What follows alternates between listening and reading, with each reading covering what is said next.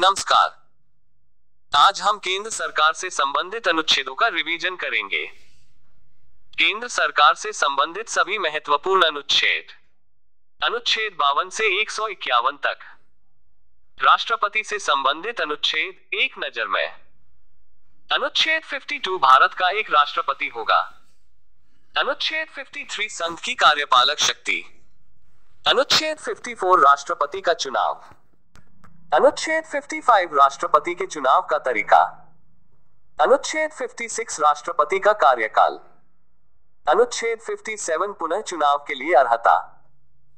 अनुच्छेद 58 राष्ट्रपति चुने जाने के लिए योग्यता। अनुच्छेद 59 राष्ट्रपति कार्यालय की दशाएं।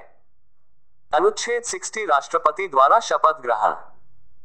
अनुच्छेद 61 राष्ट्रपति पर महाभियोग की प्रक्रिया।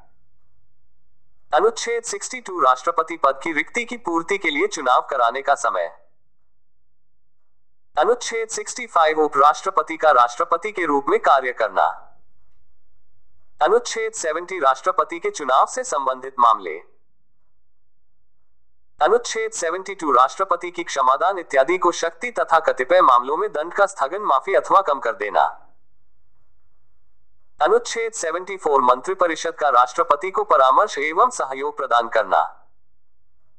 अनुच्छेद 75 मंत्रियों से संबंधित अन्य प्रावधान जैसे नियुक्ति, कार्यकाल, वेतन इत्यादि। अनुच्छेद 76 भारत के महान्यायवादी। अनुच्छेद 77 भारत सरकार द्वारा कार्यवाही का संचालन। अनुच्छेद 78 राष्ट्रपति को सूचना प्रदान करने से संबंधित प्रधानमंत्री के दायित्व इत्यादि। अनुच्छेद 85 संसद के सत्र आहूत एवं सत्रावसान तथा भंग करना। अनुच्छेद 111 संसद द्वारा पारित विधेयकों पर सहमति प्रदान करना। अनुच्छेद 112 संघीय बजट वार्षिक वित्तीय विवरण। अनुच्छेद 123 राष्ट्रपति की अध्यादेश जारी करने की शक्ति। अनुच्छेद 143 राष्ट्रपति की सर्वोच्च न्यायालय से सलाह लेने की शक्ति। उपराष्ट्रपति से संबंधित अनुच्छेद एक नजर में। अनुच्छेद 63 भारत के उपराष्ट्रपति। अनुच्छेद 64 उपराष्ट्रपति का राज्यों की परिषद यानी राज्यसभा का पदेन सभापति होना। अनुच्छेद 65 उपराष्ट्रपति का आकस्मिक रिक्तियों अथवा राष्ट्रपति की अनुपस्थिति में राष्ट्रपति के कर्तव्यों का निर्वहन। अनुच्छेद 66 उपराष्ट्रपति का चुनाव। अनुच्छेद 67 उपराष्ट्रपति का कार्यकाल। अनुच्छेद 68 उपराष्ट्रपति कार्यालय की रिक्ति की पूर्ति के लिए चुनाव का समय निर्धारण तथा आकस्मिक रिक्ति को पूर्ति कर चुने गए व्यक्ति का कार्यकाल। अनुच्छेद 69 उपराष्ट्रपति द्वारा शपथ ग्रहण। अनुच्छेद 70 अन्य आकस्मिकताओं में राष्ट्रपति के कर्तव्यों का निर्वहन। अनुच्छेद 71 उपराष्ट्रपति के चुनाव संबंधी अथवा उससे जुड़े मामले। प्रधानमंत्री से संबंधित अनुच्छेद एक नजर में। अनुच्छेद 74 मंत्रिपरिषद का राष्ट्रपति को सहयोग एवं परामर्श देना। अनुच्छेद 75 मंत्रियों से संबंधित अन्य प्रावधान।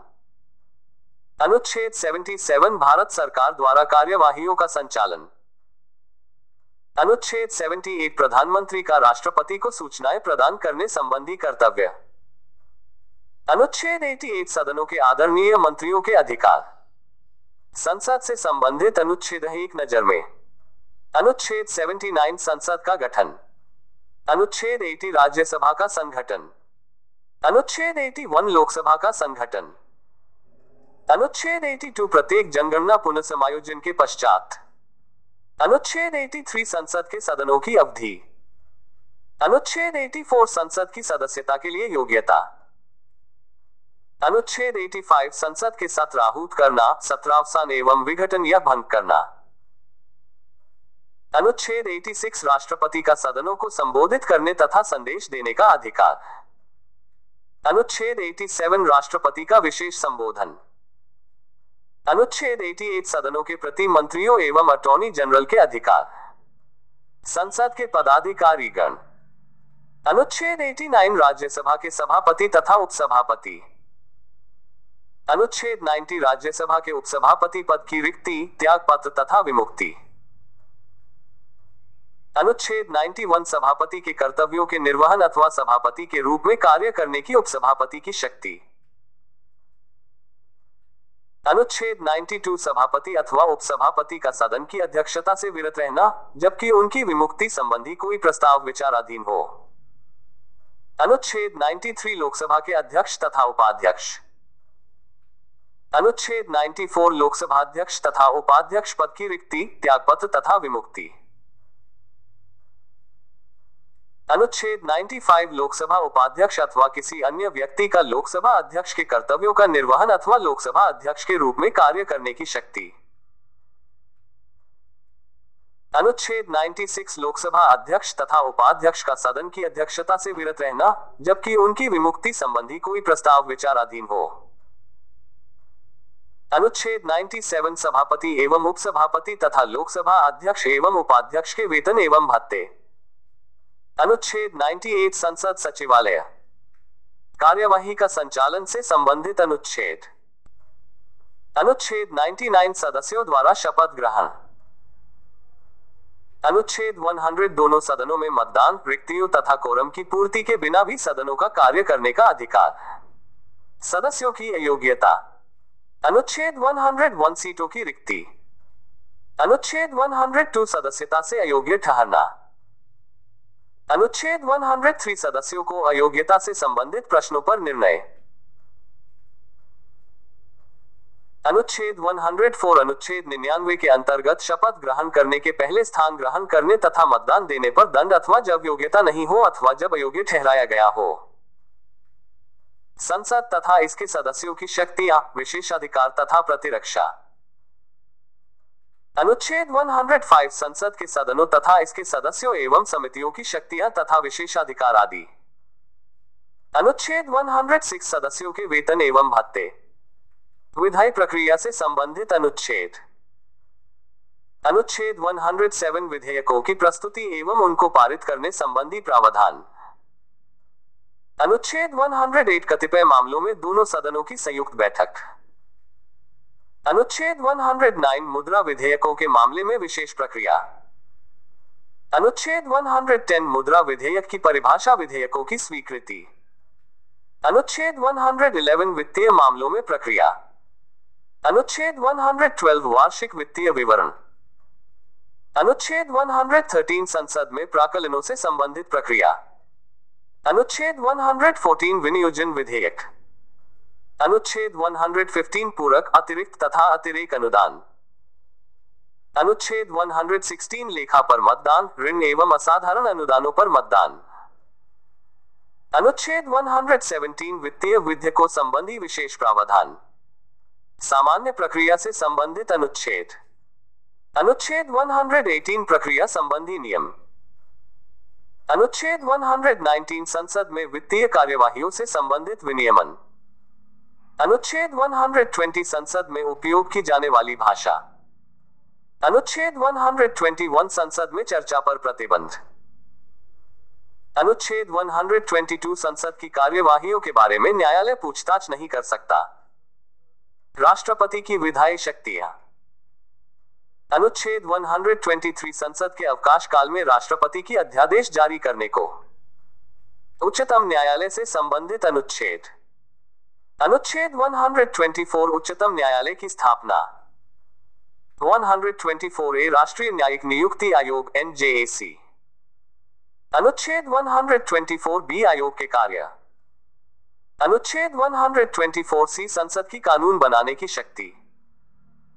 अनुच्छेद 125 न्यायाधीशों का वेतन इत्यादि। अनुच्छेद 126 कार्यकारी मुख्य न्यायाधीश की नियुक्ति। अनुच्छेद 127 तदर्थ न्यायाधीशों की नियुक्ति। अनुच्छेद 128 उच्चतम न्यायालय की बैठकों में सेवानिवृत्त न्यायाधीशों की उपस्थिति। अनुच्छेद 129 अभिलेख न्यायालय के रूप में उच्चतम न्यायालय। अनुच्छेद 130 उच्चतम न्यायालय का आसन। अनुच्छेद 131 उच्चतम न्यायालय का मूल क्षेत्राधिकार। अनुच्छेद 131 केंद्रीय कानूनों की संवैधानिक वैधता से संबंधित प्रश्नों के बारे में उच्चतम न्यायालय का विशेष क्षेत्राधिकार निरस्त। अनुच्छेद 132 उच्चतम न्यायालय का कुछ मामलों में उच्च न्यायालयों से अपील के मामले में अपीलीय क्षेत्राधिकार। अनुच्छेद 133 सिविल मामलों में उच्च न्यायालय में अपील से संबंधित उच्चतम न्यायालय का अपीलीय क्षेत्राधिकार। अनुच्छेद 134 उच्चतम न्यायालय का आपराधिक मामलों में अपीलीय क्षेत्राधिकार। अनुच्छेद 134A उच्चतम न्यायालय में अपील के लिए प्रमाण पत्र। अनुच्छेद 135 उच्चतम न्यायालय द्वारा वर्तमान कानूनों के अंतर्गत संघीय न्यायालय के क्षेत्राधिकार तथा शक्तियों का उपयोग। अनुच्छेद 136 उच्चतम न्यायालय द्वारा अपील के लिए विशेष अवकाश। अनुच्छेद 137 उच्चतम न्यायालय द्वारा निर्णयों अथवा आदेशों की समीक्षा। अनुच्छेद 138 उच्चतम न्यायालय के क्षेत्राधिकार को विस्तारित करना। अनुच्छेद 139 कतिपय विषयों पर रिट जारी करने की उच्चतम न्यायालय की शक्ति। अनुच्छेद 139A कुछ मामलों का स्थानांतरण। अनुच्छेद 140 उच्चतम न्यायालय की आनुषंगिक शक्तियां। अनुच्छेद 141 उच्चतम न्यायालय द्वारा घोषित कानून का सभी न्यायालयों पर लागू होना। अनुच्छेद 142 उच्चतम न्यायालय के आदेशों तथा साथ ही अन्वेषण आदि से संबंधित आदेशों का प्रवर्तन कराना। अनुच्छेद 143 राष्ट्रपति की उच्चतम न्यायालय से सलाह करने की शक्ति। अनुच्छेद 144 सिविल तथा न्यायिक अधिकारियों का उच्चतम न्यायालय का सहायक होना। अनुच्छेद 144A कानूनों की संवैधानिक वैधता से जुड़े प्रश्नों के विस्तारण के लिए विशेष प्रावधान निरस्त। 145 न्यायालय के नियम इत्यादि। अनुच्छेद 146 उच्चतम न्यायालय के पदाधिकारी तथा सेवक एवं व्यय इत्यादि। अनुच्छेद 147 व्याख्या। नियंत्रक एवं महालेखा परीक्षक से संबंधित अनुच्छेद। अनुच्छेद 148 CAG की नियुक्ति, शपथ और सेवा की शर्तों से संबंधित है। अनुच्छेद 149 भारत के नियंत्रक और महालेखा परीक्षक के कर्तव्यों और शक्तियों से संबंधित है। अनुच्छेद 150 कहता है कि संघ और राज्यों को खातों का विवरण राष्ट्रपति के अनुसार CAG की सलाह पर रखना होगा। अनुच्छेद 151 कहता है कि संघ के खातों से संबंधित CAG की रिपोर्ट राष्ट्रपति को सौंपी जाएगी, जो संसद के प्रत्येक सदन के पटल पर रखी जाएगी। यह था हमारा आज का वीडियो। इस वीडियो को बार बार रिवीजन करना और वीडियो देखने के लिए बहुत बहुत धन्यवाद। जय हिंद, जय भारत।